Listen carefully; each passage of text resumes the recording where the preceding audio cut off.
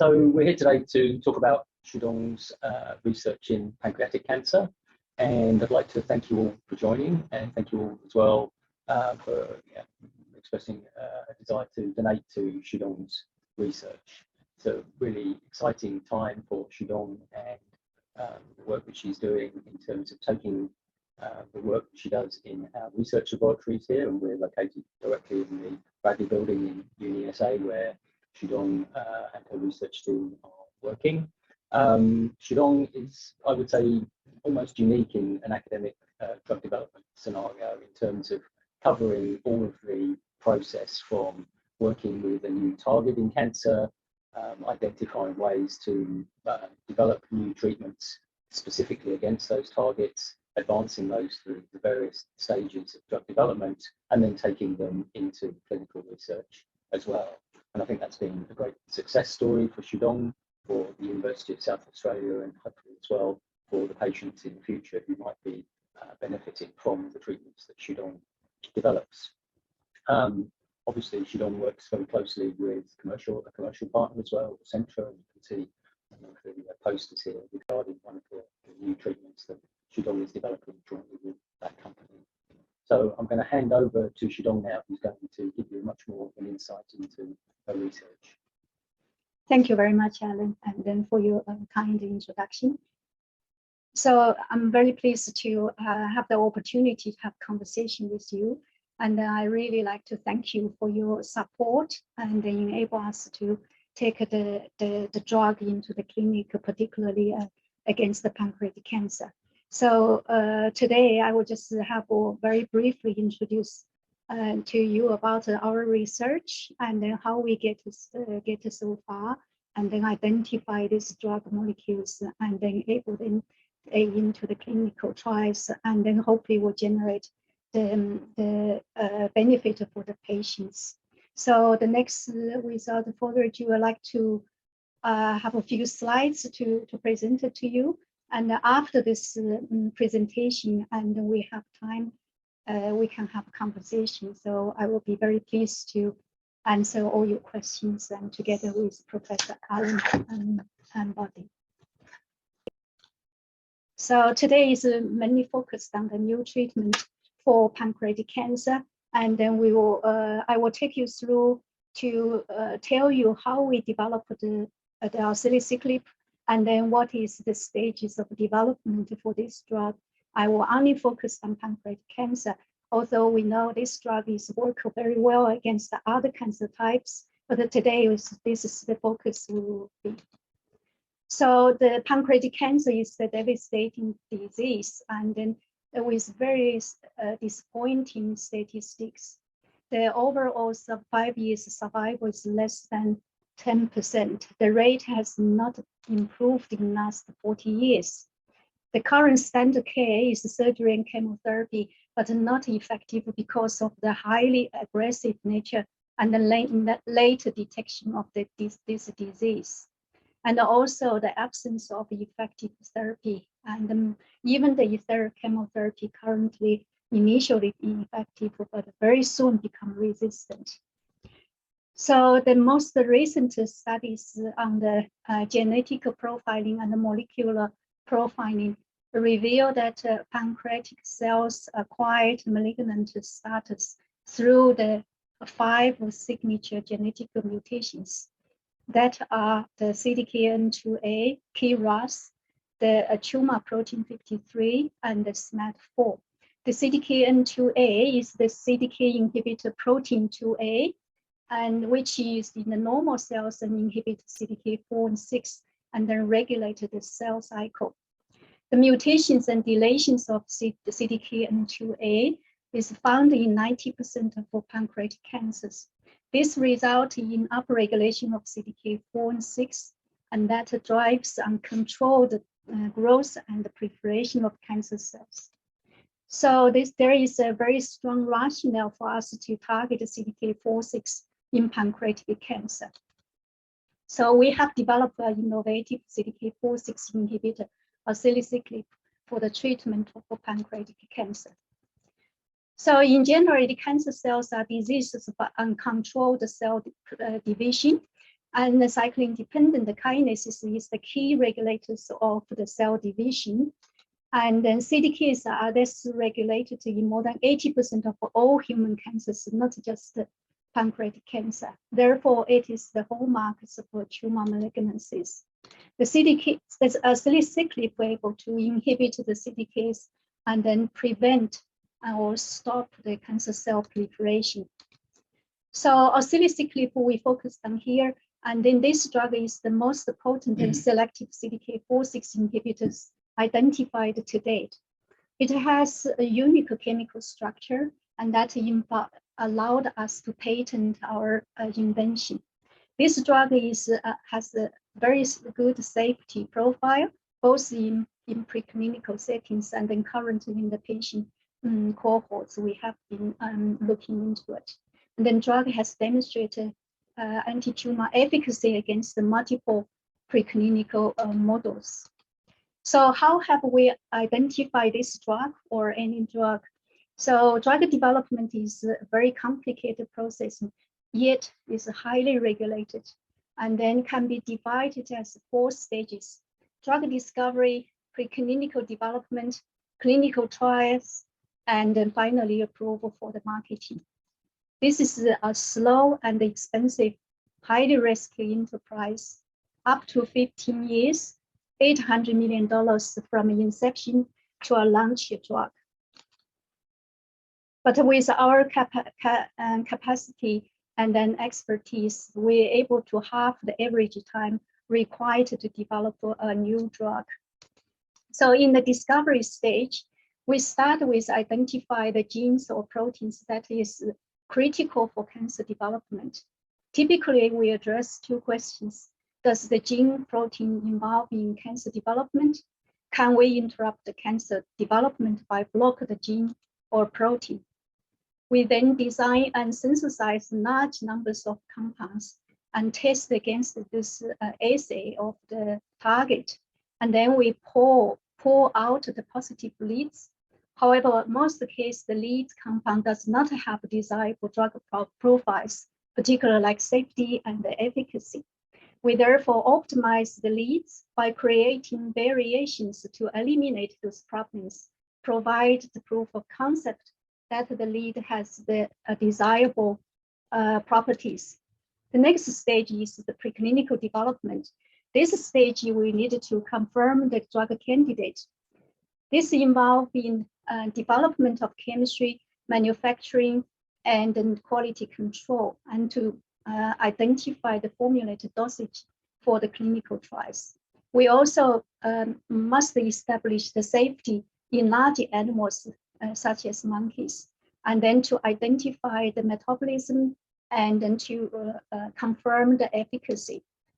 And then once we have those drug on hand and understand the drug properties and safety in the large animals, and then we are ready for apply for clinical trials and then get approval from drug regulatory agencies. So in the clinical trials, this is the last stage of the drug development. And then this involves 3 steps of the trials. And phase 1 clinical trials evaluating safety. We usually start with low dose and then increase until identify the maximal tolerated dose. And then we into the phase 2, where evaluating how effective the drug works against the target, against the disease. And then we same time monitors for side effects. Phase 3 assess whether the new drug is better, work better compared with standard therapy. And then also for the safety in the large population of patients. Finally, we gain approval for marketing of this drug. This is how we identified Auceliciclib so far from discovery development and then into the clinical trials. So here I give you a couple of slides to just show how this drug is effective in the preclinical settings against the pancreatic cancer. So we start with the human pancreatic cancer cells, and then we treat them with our drug, the Auceliciclib, at different concentrations, and 2 micromolar is low concentration, and then increase the concentration And then we compare with chemotherapy. This is called 5-fluorouracil, which is the standard care in the clinical for the treatment. As you can see, without drug treatment, there is a lot of cancer colonies. When treated with low dose of Auceliciclib, you can see significant reduction in cancer cell colonies. By increase the concentration, you can see they completely mop off those cancer cells. When compared with 5-fluorouracil at high concentration of 5 micromolar, you also see effective, but this are less effective compared with the Auceliciclib. The interesting thing is when you aid it with Auceliciclib, even at a low dose, and then you can see significant improved anti-tumor activity of 5-fluorouracil. So the drug is effective against pancreatic cancer in the dishes. But what we want to look at next is how this performs in the animals. So in this study, we show the pancreatic cancers isolated from patients and then cultured and then implanted into the animal. This is a mice. And then once the tumor grows, and then we treat those animals with a vehicle, which is no drug treatment, and treat with the group of animals with standard care. This time is gemcitabine, which is standard care against pancreatic cancer in the clinical. And then we also look at and then added up of Auceliciclib. So this combination with gemcitabine. As you can see, this is the tumor volume. When without drug treatment, you can see even the 17 days, by the 17th days, the tumor grows up to approximately up to 2,000 cubic meters large. But when treated with chemotherapy, gemcitabine at the same time has significant smaller tumor volume. But when combined with Auceliciclib, and this is further reduce the tumor volume. Here you can see the compare with chemotherapy, the combination with Auceliciclib enhanced anti-tumor efficacy. So in this study, you can see the chemotherapy gemcitabine become resistant, started to after even just before the first cycle of treatment and started to become resistant. But with the added up the Auceliciclib with gemcitabine, the same dose range, and then this can significantly reduce that resistance. So the clinical trials currently is with the Auceliciclib in clinical trial is phase 1 open label and dose exploration, combination and expansion study to evaluate the safety, tolerability, and the pharmacokinetics of Auceliciclib in advanced solid tumor, and also in combination with temozolomide in recurrent and newly diagnosed glioblastoma. And this study has also called ATTACK-1 trial, and then the study number is AU08-001 and 01. And then currently is continue recruiting patients in 3 clinical sites, the one in Adelaide and the one in Austin Hospital in Melbourne, and then Sydney Southwest Private Hospital in Sydney. So far, the study going extremely well. And then you can see the Auceliciclib has 2 strengths, 25 milligrams capsules or 100 milligrams capsules. And then we started the patient cohorts start from low dose, that is 50 milligrams Auceliciclib once daily, and then for 21 days as each cycle of 28 days. And we started with 50 milligrams, increase 100, 150, 250. Now in the final patient of 350 milligrams Auceliciclib, we have not identified any drug-related toxicity. So the drug is extremely safe. And we also, when there is obviously the phase 1 studies only looking for safety, but we already see the early sign of efficacy with individual patients. So once we identify the maximal tolerated dose, and then we can start the phase 1B, and that is more focused on the individual, the indications include pancreatic cancer. At the moment, this is the basket study, include all solid tumor, include pancreatic cancer, and then the GBM patients. So I very much like to thank you for your generous support of $350,000 to support the pancreatic cancer trial. I also thank Professor Hughes Warrington, the Deputy Vice Chancellor, matched this funding. And then also, of course, I thank my research team at the University of South Australia to discover this molecule, Auceliciclib. I particularly like to thank our Central Therapeutics, and this is Adelaide-based biotech company who developed this drug and then conducting the current clinical trials. I thank you for your attention, and I'm very happy to answer any of the questions you may have. Thank you. Thank you, Shudong. That was really brilliant and great sort of run through of the whole drug development process generally, and as it specifically relates to the development of Auceliciclib. Can I get the pronunciation right? Auceliciclib. Pronunciation of drug names is challenging. We've got a few questions that people have submitted, and some of them relate to pancreatic cancer as a disease, but perhaps you covered a little bit of where the trial is. What would you see as the next steps with the trial, particularly as it relates to pancreatic cancer? So the pancreatic cancer, we are currently drafting the regulatory. We need to get the regulatory agreement, and then so we drafting the protocol. And then what we are doing is start, because the clinical trials, if it has single agent, the meaning is there is limitation only in the latest disease of patients can be recruited.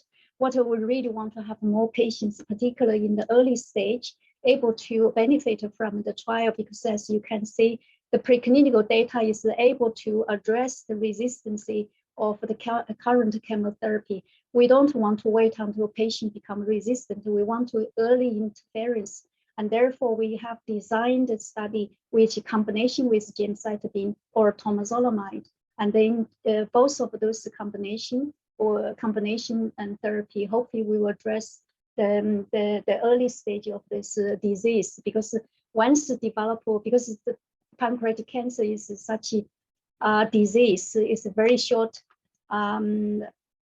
life expectancy. We don't want to last stage where it's difficult to treat. We wanted to have patients better benefit earlier, and that's where we are trying to design the study, and then hopefully have more patients and come into the trials. But nevertheless, as a single therapy at the moment, phase 1A study, we already have pancreatic cancer patients in, and then currently in the treatment as a single therapy, because the drug is safe and now it's reached the therapeutic dosage, and we hope to see some of this benefit for patients. Just to give context to this, I think it's important to understand that there's a huge pyramid here of drug development underneath bringing a drug forward into clinical studies, and many compounds fall by the wayside along the way, and it's actually very few compounds that advance into clinical study, and similarly rather even fewer compounds that come from an academic group like Shudong's that are able to advance in the way that she has brought forward Auceliciclib into clinical evaluation. So I think it's a fantastic bit of enterprise by Shudong, and great to see this is happening in Adelaide and in South Australia. The questions that other people have submitted relate more to the diagnosis of pancreatic cancer, and you've made reference there to the difficulty of treating late stage. Why is it particularly difficult to diagnose pancreatic cancer? Yes, so the pancreatic cancer usually diagnosed is at a later stage because they have very little symptoms to start with. And then, but the more recent years and lots of the genetic and the molecular profiling the research going onto the pancreatic cancer, we now understand a lot more than before. And then, so for example, I have mentioned in one of my slides So there is a stage-wise the mutations involved in pancreatic cancer development. So in the first stage, when pancreatic cells become the cancerous cells is through the mutations of KRAS. The KRAS, this is the gene initiated this cancerous. And then because what this KRAS mutation, I think can be a diagnostic starting point. And I hope this will be involved in the clinical as a tools. And soon we will be able to do some of those early diagnosis. If KRAS is mutant, the likely the pancreatic cells become cancerous in a very short period of time. And once become cancerous, and then next mutations, which is 90% of pancreatic cancer, is mutant by the CDKs. And then this is how CDK4/6 inhibitor compounds come in. Because the second stage after the initiation of pancreatic cancers and develop into the stage 2, from a stage 1 pancreatic cancer to a stage 2 or 3, and that involve in the mutation of called the CDKN2A, and this is the inhibitors of the protein inhibitors of CDK4/6. Once mutant that CDK4/6 inhibitor, and then CDK4/6 is upregulated, and therefore the cancer cells was driving the cancer cells become proliferating, and by that time, and then this is adenocarcinoma become a full blown. And therefore, I think now, because we understand a bit more and we know majority of patients and then pancreatic cancer patients has those mutations, both the KRAS and then the CDK. But just to emphasize, those genetic changes that are detected in the tumor are at a stage of the diagnosis where someone has gone in and acquired a biopsy of the tumor. And getting to that stage is a diagnostic journey that starts from perhaps some very non-specific symptoms, leading eventually maybe to some imaging, and then subsequently to a biopsy. I suppose what would be really interesting to come forward with would be maybe a blood test based on that. And I know that there's a lot of work going on within your research group trying to develop those kinds of blood-borne testing for early diagnosis of pancreatic cancer. There was a specific question from one of the participants in terms of eligibility for the trial. I don't know if you can address that. Yes.